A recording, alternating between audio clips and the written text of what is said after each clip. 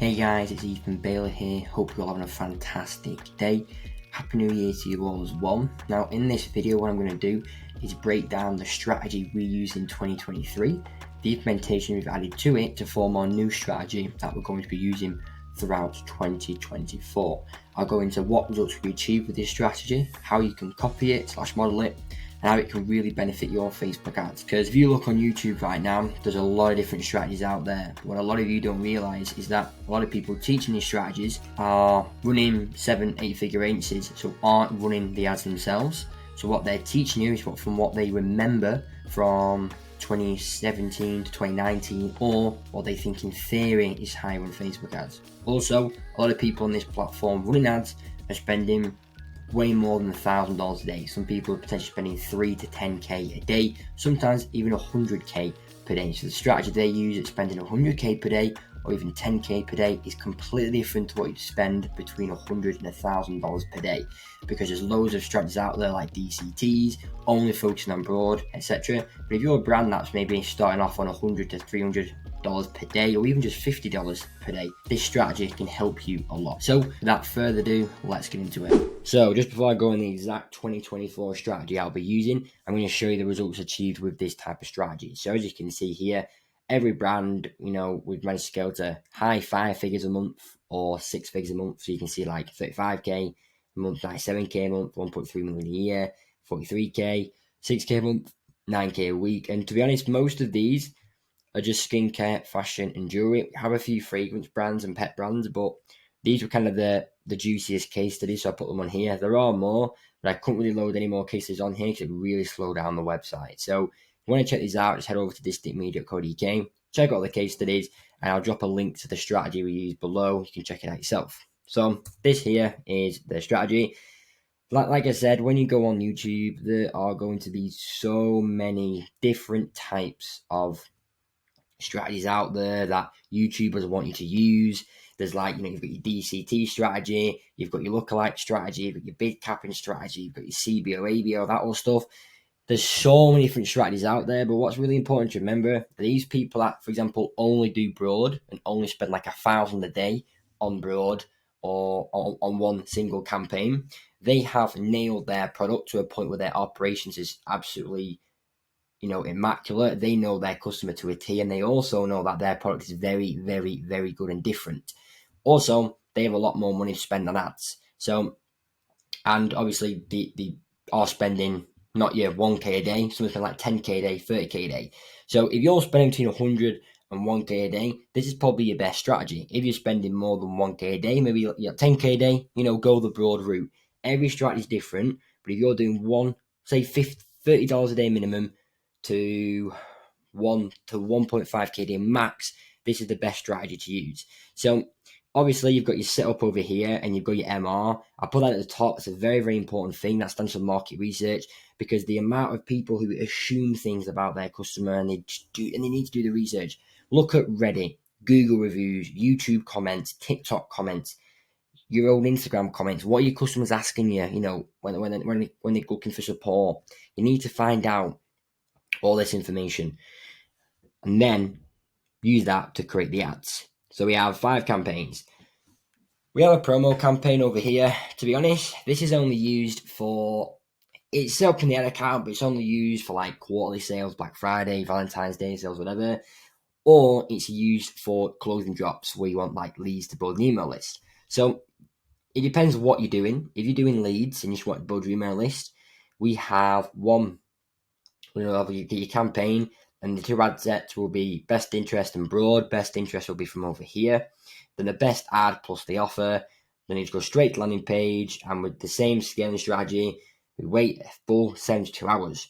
So if on the Thursday, you review Monday, Tuesday, Wednesday data. Is the ROAS, greater than the target ROAS? Is the CAC lower than the target CPA? Yes, increase by 20%. No, decrease 20%. Wait 72 hours, repeat. Okay, now this is the only kind of 2 you don't do this with is upselling and retargeting, and I'll explain why in a second. So that's your promo leads. If you go for sales and you're doing okay, we're doing a Black Friday sale, we're doing a quarterly sale, Valentine's Day sale, whatever, you do the similar thing, best interest and broad. But I always split test a promo catalog and a best ad plus offer both ways, because in my opinion, catalogs are like the secret hack to success with Facebook ads. I don't know what it is about them, but from a psychological perspective, I think it's because when people like to window shop, look into windows, it's like a catalog ad, you scrolling, kind of, digitally window shopping. But from a psychological perspective, catalog ads just work so well, and that's why I always test them. Wait 72 hours, exact same scaling strategy. ROAS, is it greater than the target ROAS? CAC, is it lower than the TCPA? Yeah, cool, increase 20%, no, decrease, wait 72 hours. Now, this, you probably won't really run many of these in your entire account, because how many Black Fridays are a year? One. Christmas sale, one. So you probably only use this like 3 or 4 times a year, but you want to have it in a separate campaign just for ease. Upselling, very simple. Like on an upselling campaign, if your email list is like 500 plus, it's worth it. If it's not, just leave it. But basically what we do here is we'll have 3 ad sets, 180-day purchase pixel, customer list, and email list. Now you can just combine these together if they're small, because sometimes people on your email list aren't customers and people on your customer list are on the email list. So you can just combine if it needs to be. However, we just separate them because a lot of the brands we work with have big data sources when it comes to this. We then run just a catalog ad and we don't touch it. We don't increase the budget. We don't decrease the budget. We'll run it on $5 to $10 a day max, depending on the size of the audience. We don't increase the budget, because if we do, your CAC's going to skyrocket because you're a very limited audience, because you're going solely off the email list. Similar to the retargeting, we'll do web events plus pixel events with a catalog ad, and then we don't touch it. $5 to $7 a day, depending on how big these audience sizes are, but that is basically it. You do not touch it. So your 3 campaigns. Advantage Plus campaign is it's like a sneaky little winner, really easy early winner in 99% of ad accounts. And you just set up the broad, so country, gender, age. Advantage Plus catalog, very generic copy. That kind of, instead of focus on one product, focus on one desire or like the brand's like voice. And then ROAS, we look, okay, is the ROAS greater than target ROAS? Is the CAC lower than the TCPA? Yeah, increase budget 20%. No, decrease budget by 20%. Wait 72 hours. So on the Thursday, you're reviewing Monday, Tuesday, Wednesday data. On the Friday, you're reviewing Tuesday, Wednesday, Thursday data. And when I mean increased budget, I'm talking ABO from an ad set perspective. We don't do CBO, we do ABO. Prospecting. Now, the goal for promo is simple. It's a promo campaign. Upselling, get more from your current customers. Retargeting, get people back to your store. Advantage Plus, this is very easily for scaling. Now, I used to not run these. However, they are so effective when they run parallel with your prospecting campaign. That's why I run them, because they are absolutely killer. And you'll be surprised, because we've had some ad accounts where we run prospecting and an Advantage Plus campaign. And the Advantage Plus campaign will get like 8K a week, and the prospecting will get like 2K a week. And it's just insane the amount of potential you can get with these campaigns. That's why I 100% run them, because if you just ran your prospecting, you'd be stuck at 8K a month. But now, because you're running one of these, what's that, 40K a month. So I'd 100% get these set up. Very simple as well. Now, prospecting campaign. So when we do this, we want to firstly find interest targeting, interest testing, because our interest are going to be using other campaigns. We need to find them pretty quick. So we'll test 3 of 3 different interests. So celebrities and magazines. So 3 different types of that. So it could be like Michael Bublé magazine. It could be Vogue. It could be, I Am a Gamer 24/7, whatever. And then in the middle, interest/hobbies. That could be like fishing, snorkeling, skiing, whatever. Then competitor/companies, Royal Canine, Gillette, that type of thing. Now, again, we're testing, so we're looking at the ad set level here. We don't want to look at the ad level. If you look at the ad level, you're monitoring the ad progress. We want to look at the ad set progress. So again, ROAS, is the ROAS greater than the target ROAS? Yeah, increase. CAC's lower than the TCPA, target cost per action. Yes, increase. No, decrease. Once we've tested 3 of each of these, so 3 of these, 3 of these, 3 of these, we then progress. If we don't, we go back and make sure we've tested 3. Once we have, we'll know 1 1 or 2, sometimes even 3 ad sets that just outperform everything else. We then move to creative testing. So we want to make sure when we're doing creative testing, we're using one ad set. And then in that one ad set is where you do your creative testing. Now, like I said, you can have your 3 different ad sets because most likely out of 9, 3 will be really, really good. And you can actually, from what I've seen in the ad accounts is, which is probably a lot of the YouTubers like, no, you can't do that, but it works for me, is just have your 3 top ad sets and then just test the ads in one single ad set. And then when they do well, chuck them into another ad set. So for example, so you've got ad set 1, 2, and 3.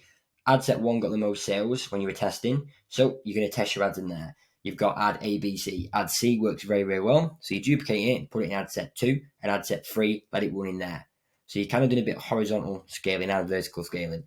Because 9 times out of 10, your interest at work can be completely different. For example, it'll be streetwear and then fishing. Completely different things. You're not overlapping with the audience. So creative testing will go in there. I'll record another video on how to do creative testing because I can be here all day talking about like different desires, market awareness, market sophistication, mechanisms, unique features, unique benefits. I'll be here all day, so I'll record another video on that. But same with creative testing. We move on when we've done our, obviously, ad set testing. Wait sends 2 hours. ROAS is, greater than our target ROAS, increase. CAC, lower, increase, if not decrease. And then once we go here, we'll go back to here. Now, with our interests, we kind of, when we find our winning 3, we kind of leave it and just can focus more on creative testing from there. Sometimes we may do a few different interests on the side, but a few extra interest testing a week or month.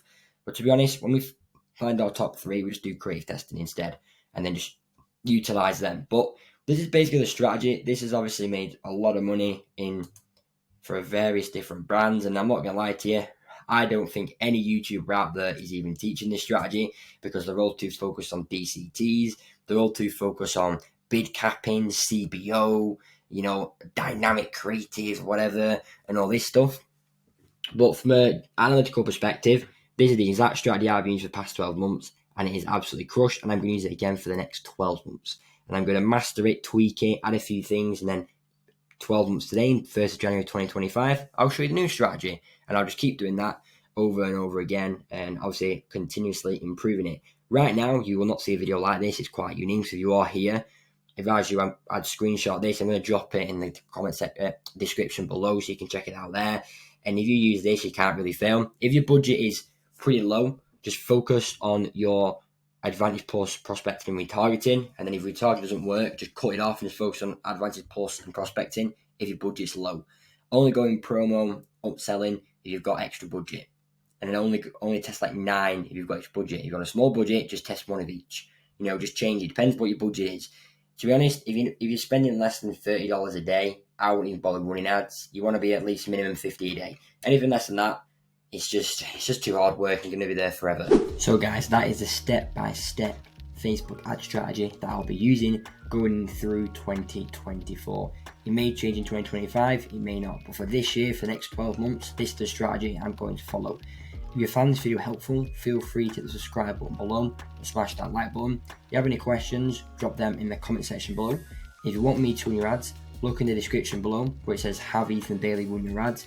Click the link there, schedule a very, very quick 10-15 minute chat with me, and we'll have a chat and assess if you're a good fit to work with us. And that is everything. I'll see you next time.